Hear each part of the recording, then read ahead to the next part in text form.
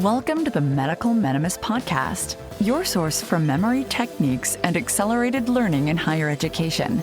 Now, here's your host, Chase DeMarco.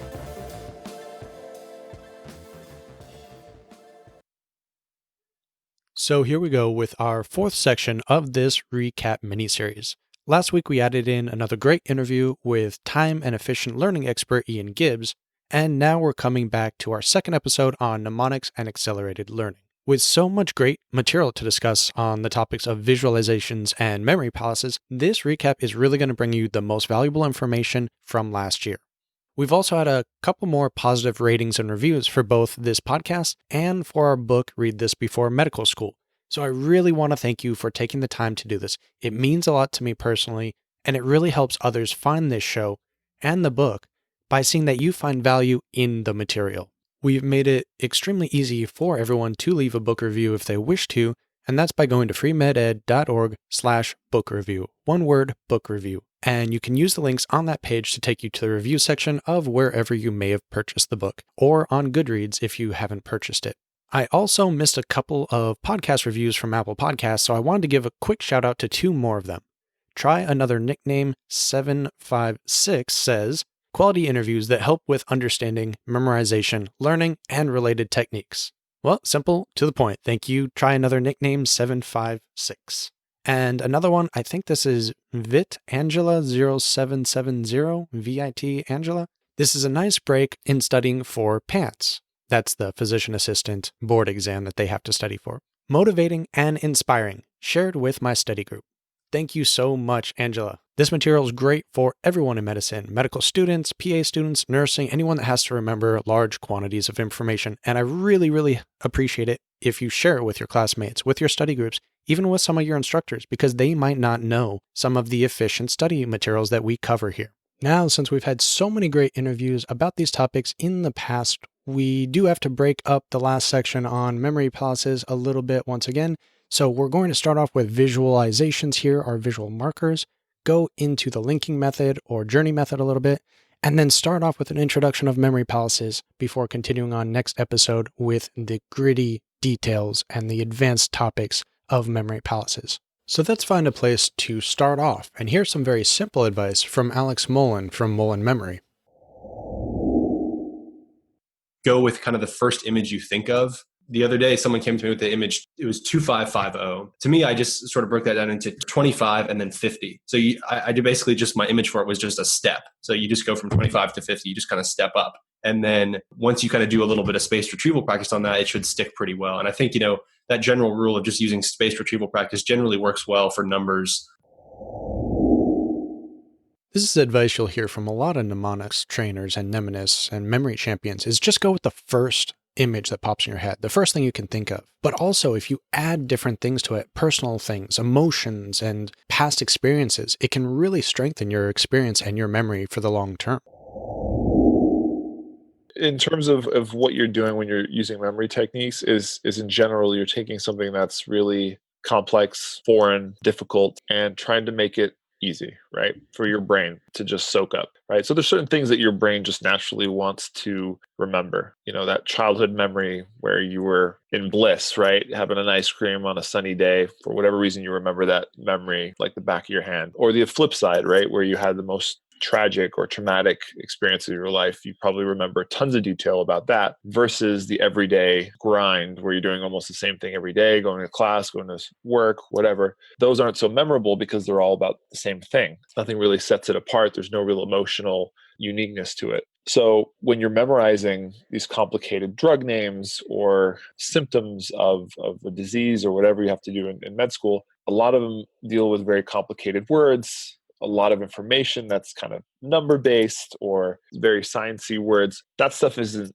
stuff you just naturally absorb. So it's all about trying to take that stuff and come up with some weird, emotionally charged marker or picture so that's easier to remember. I like to think of things that are very emotionally charged. So I like to make things funny, sad, grotesque, things that evoke a reaction from me internally.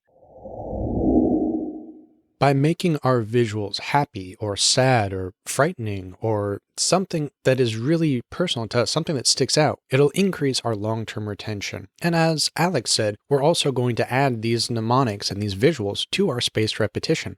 So we'll go over them a few times and strengthen those memories. Now, for those that might be a little newer to this program, to our show, and to these topics we're covering, let's do a recap of something that Howard Berg said in one of our earlier episodes, in episode 5 and 6. And he gives us a starting place to start off with our first mnemonics. And this can be in the form of something simple like a PEG system, where we convert numbers into images for longer-term retention and association. I want you to remember pole, shoes, tricycle, car, glove, gun, dice, skate, cat, and bowling pins. Is it safe to say you don't know all 10 objects backwards and forwards effortlessly at this point? I hate to admit it because this is a podcast about memory and I have a technique to remember that, but I'm just too tired to remember it right now. One of the strategies for memory, and there are many, I have a whole memory program, is take a list you know and link it to a list you're learning. The Greeks discovered this. When you think of hangers and closets, we hang things on them. Well, I know you know the numbers from 1 to 10, and they're hanging in your memory, and we can hang the 10 things you just learned on those effortlessly to remember them in just minutes. So the first thing we're going to look is the number 1 looks like a pole, correct? So 1 is pole. What's 1? 1 pole. By the way, you want to say and do. You only remember 10% of what you read, 90% of what you say and do. That's a big tip right there. 2, how many shoes do you wear? 2 shoes. What's 2? 2 is shoe. What's 1? 1 is pole. 3, tricycle. How many wheels are on a tricycle? 3 wheels. What's 3? 3 is tricycle. 2. 2 is shoe. 1 is pole. Now, you can use something like this just to start off with to build creativity, get used to creating visual mnemonics and associating non-visual topics normally to visual images. I have my own set of PEG images that I use, and I've covered them in past episodes. There's also the free PDF from our book, Read This Before Medical School, that you can download that has a chart with my PEG system and a few other memory charts to use. You can download this for free at freemeded.org/medstudent. Now, a lot of students, when they start off, they think this is a cool topic to discuss. It's really cool to see other people do it, but I'm not that creative. I can't do this myself. And actually, I hear this in my tutoring sessions as well. So here's some great advice from Brian and Erin Lemieux of Sketchy Medical. First of all, trust your visual and creative instincts. I think a lot of people get too hard on themselves because they don't think they know how to draw, or they don't think that a stick figure on the side of their notes is worth the time. But you'll be totally surprised by, if you draw a stick figure and if the little sword you put in his hand means the same thing each time, you can totally use that to your advantage. But my friends were already using some of these techniques, and they would print out a Picasso painting and assign each of the features on this woman's face to a different pathology. That's and they'd put a bird on her shoulder for something else. And so even if you can't do it yourself, there are also other ways you can do it. Print out some cool, whatever your favorite painting is, or your favorite movie is, print out a scene from it and just assign topics to that character in your favorite movie. And it's super helpful and it's really fun. And it's kind of makes the scene unforgettable. I picked colors that I associate with organ systems. So I quickly flip through my notes and I see different colors and jump out to me which organ systems are affected. There are totally a bunch of different ways you can use color and characters to your advantage. When you can go through a topic in your mind and it sticks because there's this emotional attachment, and you can always go back to that, and then you start remembering. You're oh yeah, he made that weird reference to Blade Runner. That was weird. One of the hardest parts of thinking on your feet and recalling information is just getting to that part of your brain, where it's stored. Once you're there, it's you know your stuff. You've seen it so many times now. You just let it flow, do your thing. The hardest part is often just when you're sitting there going, and you're not even thinking of anything. You're just completely blank, and you don't even know where to go in your brain. It's that door in front of you is closed and you can't figure out how to open it. Just get into a scene, something in your mind, a folder, a page in a book. To get to that is the most important step. After that, it's then you're finally relaxed and you get to show people what you know. Thinking broadly, thinking how things connect to each other across topics makes it stick. And it makes it so every time it comes back, you're like, oh yeah, that thing. And you just remember its backstory. Yes, every single time you see it, all the other information about it is also reinforced. Yeah. So it's kind of like it's its own repetition. Even though it looks like it's new, it's not. Thinking back to my personal notes during basic sciences, I can relate here a lot. I didn't utilize these techniques. I didn't really know about them back then. And at least the bits that I didn't know how to use properly. I did use color schemes for different drugs or enzymes or diseases. So I could tell by looking at my page, my notes, what was associated to what by the colors. But adding those to your visuals could be a very big benefit later on as well. And like they say here, you don't need to be an artist. You don't need to draw out these graphic representations that are elaborate. You just need some sort of visual in your head, something that you can personally pop into internally, find the scene, and then start remembering all the other details associated with it. And just like Alex Mullen said earlier, adding this into your space repetition system, recalling it multiple times, will just help strengthen all of the associations that you've created. But you notice we haven't gotten to the memory palace yet. And as Brad Zepp will explain, the memory palace is a storage unit, but you need to make the associations first, these visuals first. Then you can store it later. Really, the memory palace technique is actually an association technique. You have the memory palace is the storage vessel. So kind of like the box for the eggs. You've got to have the eggs to put in it. So to make the eggs, you have to be good at associating. And to associate, you have to be good at translating. So if you want to translate the bones of the hand or any medical thing, the trick isn't necessarily the memory palace. The trick is going, how am I going to remember, I'll use a foreign language word, how am I going to remember that neko in Japanese is cat? And it's the same thing with especially medical terminology, or if you have to memorize the drug names or anything like that. It's these things that really don't mean anything in our lives that we have to take and make memorable. So the particular skill, I think, is how to translate something you don't know how to remember into something that makes sense and is memorable. If you can take 20 seconds and create this bizarre image, you connect those two. So that's a bridge to when you actually speak the foreign language perfectly, or when you know the medical terminology because you're a doctor and you've just learned it. All really these memory techniques are bridges until you actually know something. We use a memory technique to remember someone's name until they're our friend. We don't have to go, okay, I look at your face. We go, okay, what's memorable about his face? How am I going to remember his name is Jay?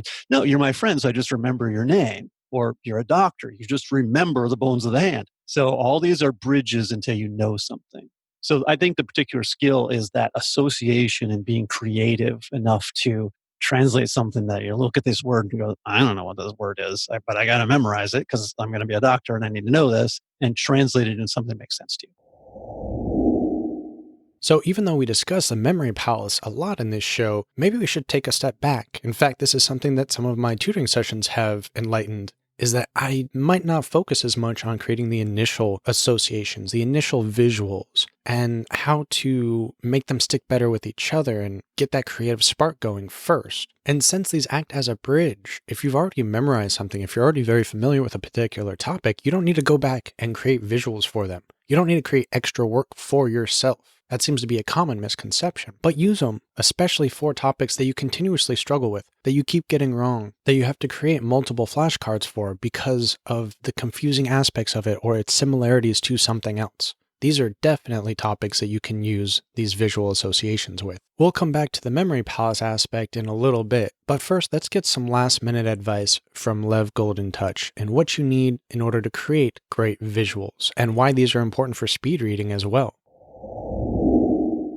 We definitely encourage the person to be focused, and this is something a person has to do with himself or herself. So during the initial interview, which is like 2 paragraphs in mail, asks a person to describe his interests and his goals. And if those are not sufficiently interesting or not sufficiently inspiring, I kind of push into the right direction.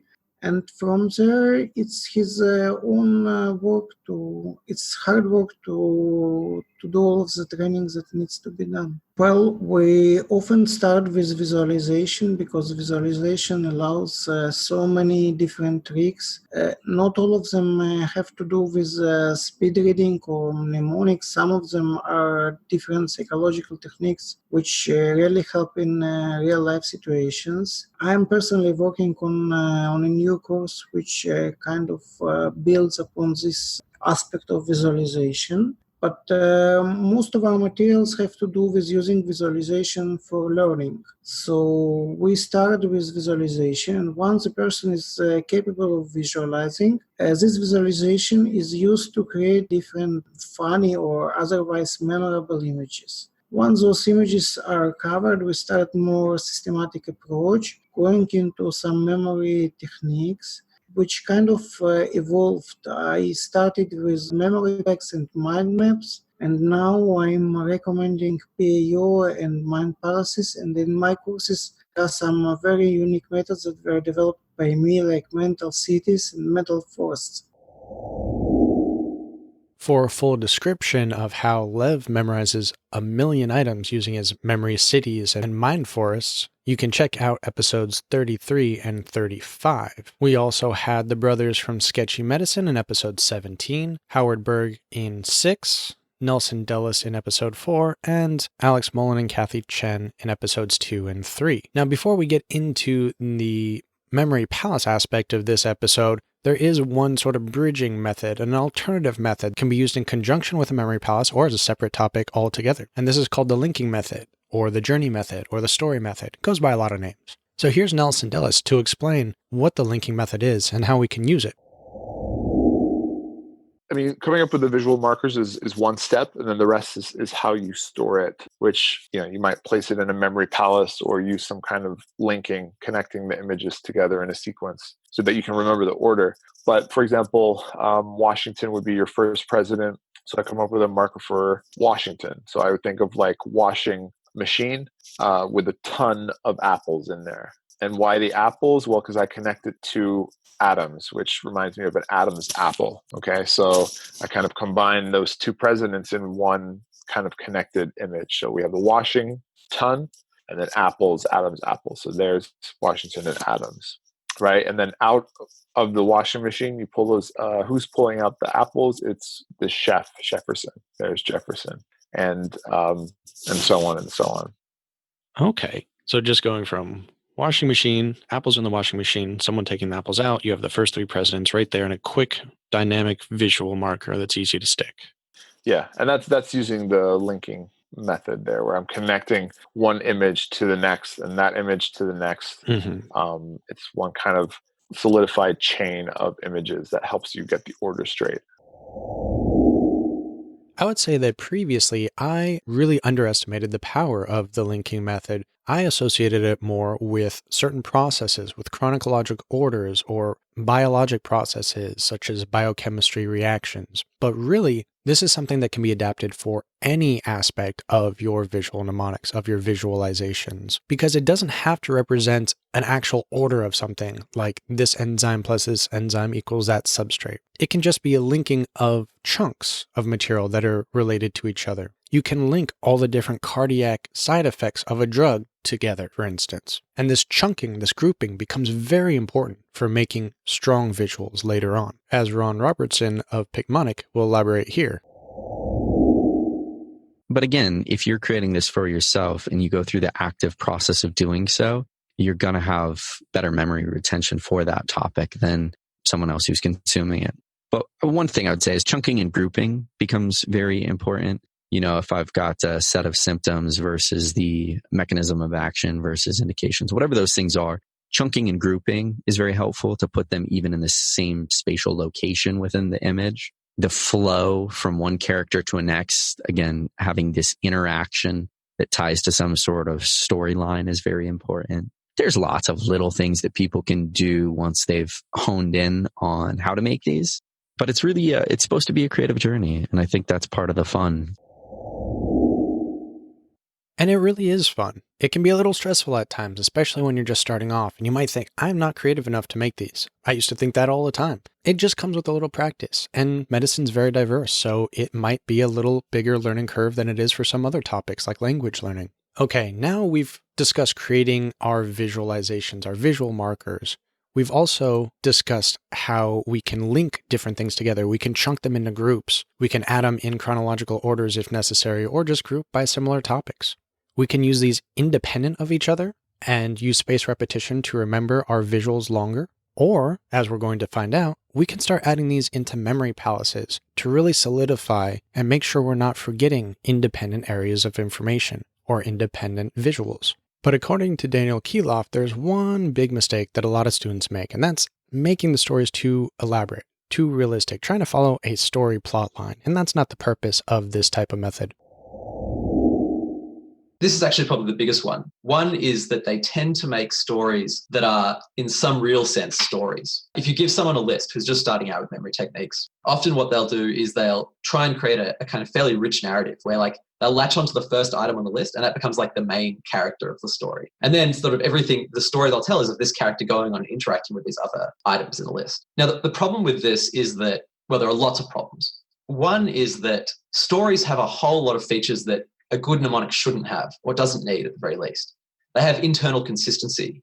They have plot arcs. They have recurring characters, recurring elements. Now, if you're trying to keep track of all of these things, then that's going to be additional load on your cognitive resources. And at a certain point, if you're trying to keep track of all of these things all at once, it's going to basically mean that you're going to hit a hard limit. Well, you're going to hit a limit of kind of how much you can, how long your sort of, or sophisticated or complex your networks or chains of associations can be.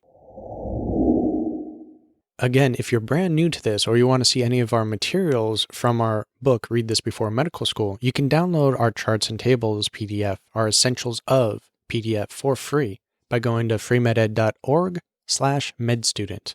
And that'll be a great place to start off if you're struggling with these. You can also always reach out to me on social media or through email, medicalmnemonist@gmail.com, or any of our free MedEd emails on the website. We do have our 1-minute preceptor page pretty much finished on the website now. Everything's been a little chaotic the past few weeks as we're trying to revamp the website. The Medical Mnemonist page is still in some process of being completed, but do go check that out at freemeded.org/podcast and then click on the 1-minute preceptor podcast. You can also download this on your podcast player of choice.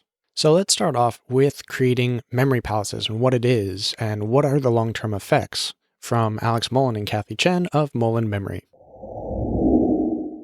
I mean, so the basic technique that we kind of built the site around is something called the memory palace technique. So essentially, just to kind of start at the most basic level, what you're doing with memory techniques just generally, is you want to take whatever you want to memorize or learn and turn it into some kind of mental picture. And so the picture represents that information, and that is helpful because, pictures are just much more easily remembered by the brain than, kind of random facts or words or things like that. So the goal is kind of get everything into some sort of representative picture. And then, where the memory palace comes in is that you imagine some sort of physical space that you're familiar with. So it could be your, the house you grew up in, the house you live now, any kind of residences that you've had. It could be college campus, your med school campus, basically any space that you're familiar with. And you try to think of some sort of, path, a mental journey through that place. And then so as you learn, material, you can, turn that information into images and then kind of deposit those images along that mental path in the memory palace. And so it works because, one, like I said, humans' visual memory is very strong. And so those pictures kind of tend to stick with you a little bit better than they would otherwise. And then also people's navigational memory and spatial memory is super strong as well. So, you're able to kind of remember those routes through these memory palaces very easily. And then also, having the memory palace kind of in the background for the images provides an extra hook or an extra cue that kind of helps you, hold on to that information as well. I will say, I think like one way these memory techniques have really influenced our med school experience is Alex and I took a gap year between our second and third years of med school, and we really didn't touch our textbooks or our notes too much during the year. I mean, we did review a little bit, but not too much. And I think the ease with which we were able to transition back to our clinical studies is, I think, honestly, for me, I think definitely in part due to the effort we took to make good memory palaces and really study well. We have basically a brainstormed set of palace ideas that we kind of add to periodically. Like location. Right. So, I have a spreadsheet where I've written down, hundreds of possible palaces, like my house, my parents' house, my brother's apartment, this restaurant, that restaurant. And I just had this kind of list of all these different places that I could use potentially as palaces. So if you want to remember longer, then utilize these memory palaces like they do. And as you heard, it really decreased their studying later on. It takes longer to build them initially, but the amount of time you'll save in reviewing material is well worth it later on. And create a list of different palaces that you can use. Like they said, create an Excel sheet or a table in a word processor. And then you can use this instead of trying to think of a new palace every time you have to add something somewhere. So here's a quick example from Alex. This is one of the kind of benefits of doing this sort of process of creating palaces as you go, so sort of the, not kind of a priori creating palaces, but doing it as you're learning the material. I think this is helpful because when you do that and you don't have predetermined loci, what you can do is after the fact, just come back to that same room. Let's just say I'm using my childhood bedroom to remember stuff about Staph aureus. If I come back and I learn something new about Staph aureus, I can just pick a new location, a little spot in that room that I haven't used already and just add a new image for Staph aureus in that room. And so it's still very nicely contained in that Staph aureus space in my mind. That's kind of what I do is I'll just pick a new location in the place that I've already, used for that information. Yeah, I think what Alex is trying to say is we don't use a very regimented methodology for saying the first thing I'm going to lay down is the name of it. The second thing I'm going to lay down is the shape of it or something. We don't do that. At least I don't do that because I'm just trying to remove all the barriers for myself for kind of getting the information in my head, just to kind of think of the first thing I think of and then just laying it down and then kind of moving on. One thing I have done in a more regimented categorical way is sometimes I'll use categories to remember things. So everything that's steroid related, I'll use a character from some show or, from some book that I like. And as I've said before, I think where Alex differs from a lot of mnemonics trainers and my personal tactics, and a lot of medical students probably, is memory champions have to remember things very quickly, limited time, limited planning, no planning half the time. So he is very used to throwing things about in an unorganized or unplanned fashion, and that works for him. And if that works for you, awesome, use it. If you like to plan them out as I do, or as our previous discussion with Yifan Zhao from Osmosis, then plan them out, draw them out, pick how many stations you're going to have in each palace, in each macro station within your palace or room, and then how many micro stations or settings you're going to place these visuals on.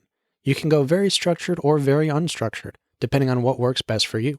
This is something that Anthony Mativier talks about from the magnetic memory method, and why he believes that these memory palaces are so useful for long-term retention and association of materials.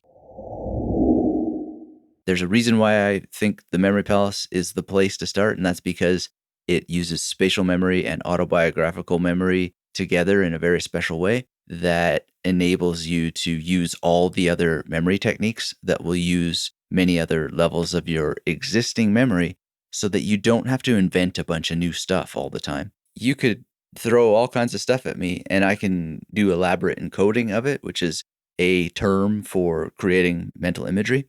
And it really doesn't matter what the information is. People think that the information matters or that my information is special or my information is different. No, it's not. It doesn't have anything to do with the information. Think of it this way.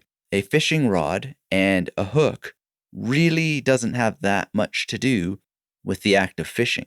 Now, you might need a certain weight of fishing line and you might want, bigger hooks for bigger fish, right?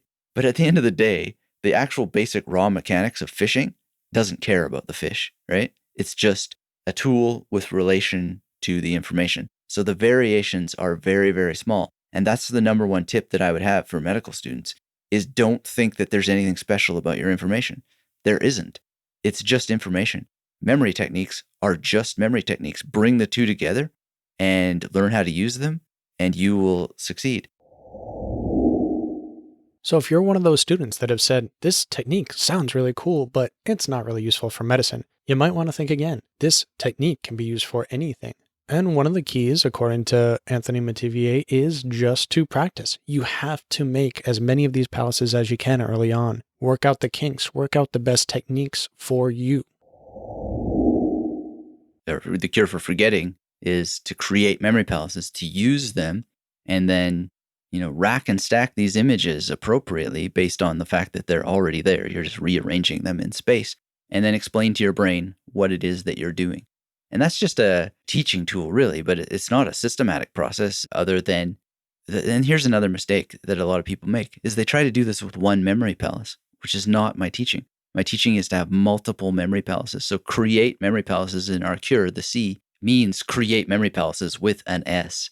If you're just creating one memory palace, you're not even really going to understand what a memory palace is. In the same way that someone who bakes one loaf of bread is not going to understand what baking bread is.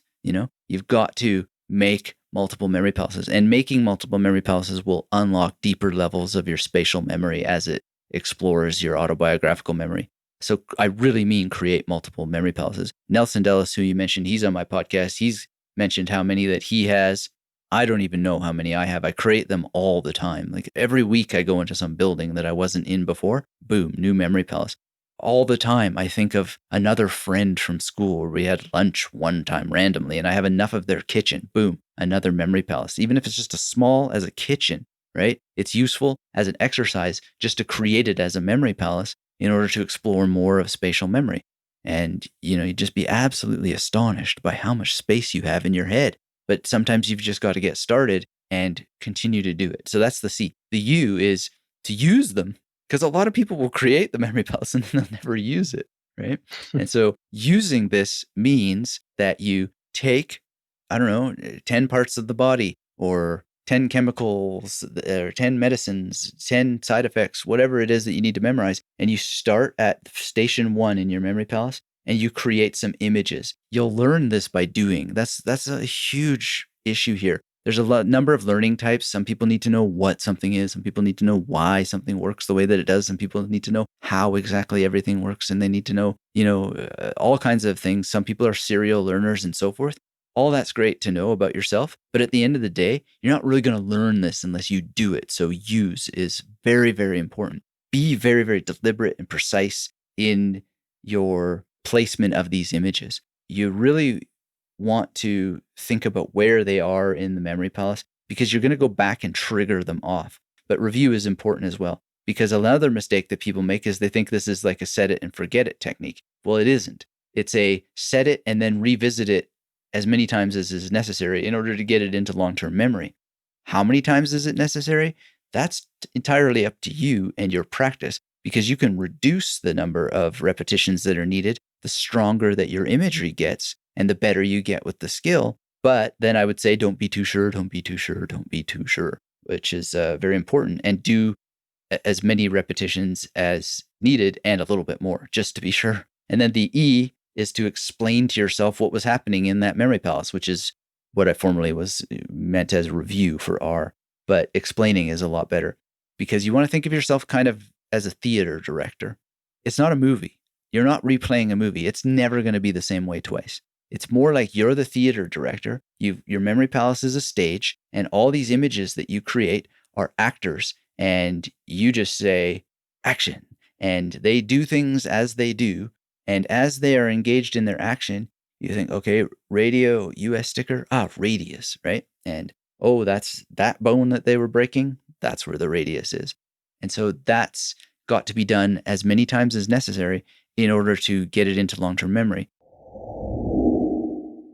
So again, Anthony Metivier here is saying to use your visuals multiple times, to add them into your space repetition until they are in your long-term memory. And that's a key component that I think a lot of students overlook. So now let's look at how Yifan Zhao and Osmosis mix and match a little bit. They use memory palaces and mind maps together. We already discussed using the journey method or linking method and how we can potentially add that into mind maps. We'll go into a little bit more later on. But here are some tips about making your own visuals and adding mind maps to your design of the memory palace. we've been trying to make a couple of different improvements. So for those of you who are unfamiliar with the sketchy or Mnemonics style of memory palaces out there, you pretty much draw out a scene, and then all the people and all of the items in the scene represent information that you want to learn. So one of the problems I have with watching their videos is the factual memorization component is great. And I can retain a lot of information after the first viewing compared to a standard lecture. But when they try to explain some of the concepts behind the fact where there's no illustration to back it up, that part can get a little bit, could be less engaging. Yeah, so another thing we're trying with our memory palaces is to base them on mind maps or concept maps. So mind maps are diagrams that help you organize information by showing you their relationship and hierarchy. So for example, we could make a mind map for cephalosporin antibiotics. Now, the main image or the main idea in the middle of the mind map would be cephalosporin. And then each of the 5 generations of cephalosporins would be a sub-idea coming from the main idea.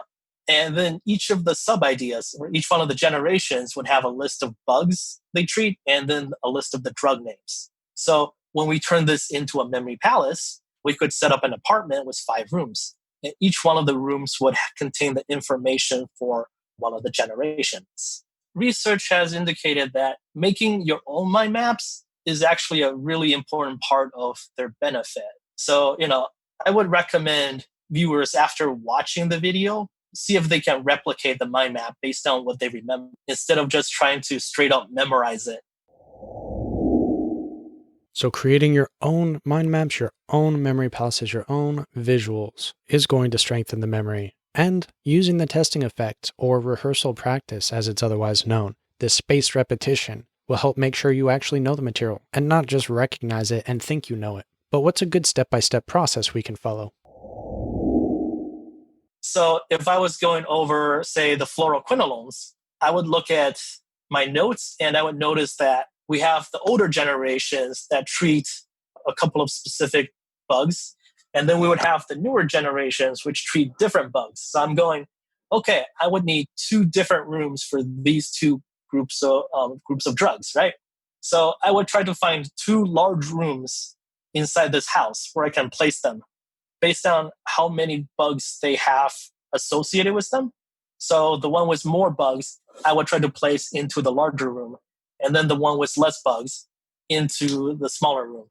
And then also I would look for how many different side effects do I need to remember and which room would I put this into. So it's kind of like the discussion we had on building the mind map, actually, right? You have to know while you're building it, you're kind of also assessing the hierarchy and the relationship between the different chunks of the information. One of the problems is, getting the information into your head, right? Like the memorizing process. But the bigger problem is actually recall. If I just went over a textbook and then put everything into the room in the order they're presented to me, when it comes to recalling the information, I would have to trace through the whole room to find the information I need in that particular situation.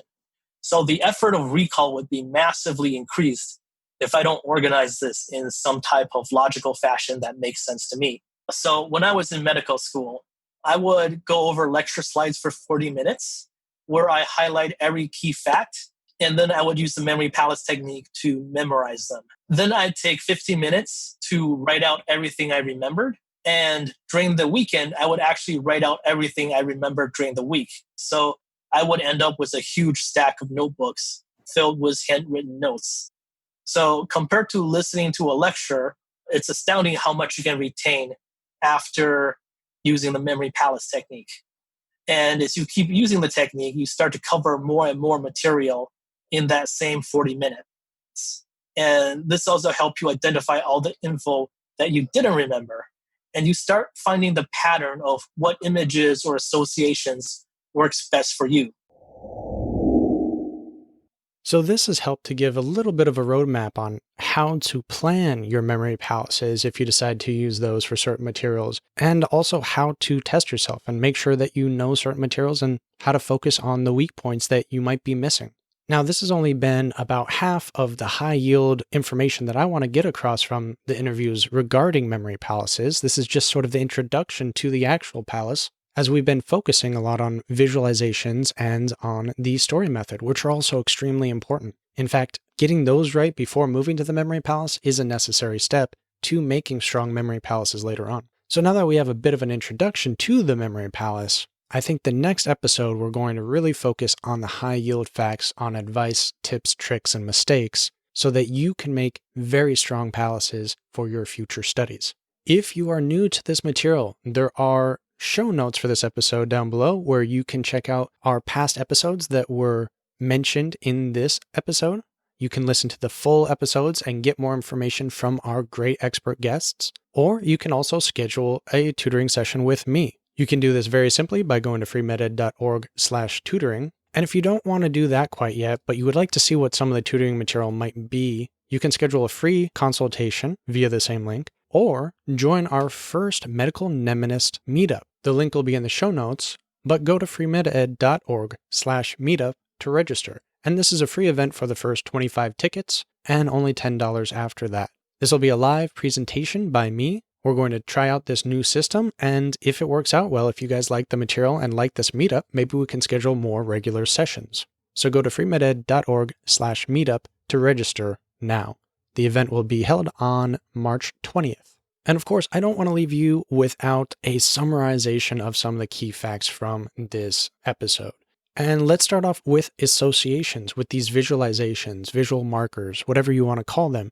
These are the visual scenes and images that you're creating to replace or associate with material from your textbook and from your classes. And by making these personal and graphic and some emotional tone or color coordinated, you can really diversify your options when creating these visual images. You don't look at a Picmonic or sketchy video and say, oh, that makes a lot of sense on your first go around. But by adding these visuals into your spaced repetition practice, they'll become ingrained with the associations that you need to remember and to bridge your knowledge with the actual practice of using these materials later on. You can also add chunks of information, and these chunks can be grouped together by using a story and adding all of the material in that chunk to the story. They could also be chunked within a memory palace, which we'll discuss more later on. And these visual images, if they're lone images or entire stories, can be added to a memory palace later on as well. You can start off with simple visual creations like using the PEG system, which we discussed earlier with Howard Berg. And that's just replacing a number with a visual so that you can remember longer strings of numbers. And that's just to help build your creativity a little. Practice with one of the easier techniques. Then you can start doing it with more complex topics in medicine, pharmacology names, associations of different physiological processes and equations, and much, much more. And one last bit of information, if you haven't done so yet, we have gotten a few more likes on our Find a Rotation page. That's a sister organization to Free Med Ed, which brings you this show. If you trust us for your educational resources, hopefully you'll trust us also for your clinical experiences. So on that, I want to say study smart, be well, show your grit. You got this. I'll see you on the next episode.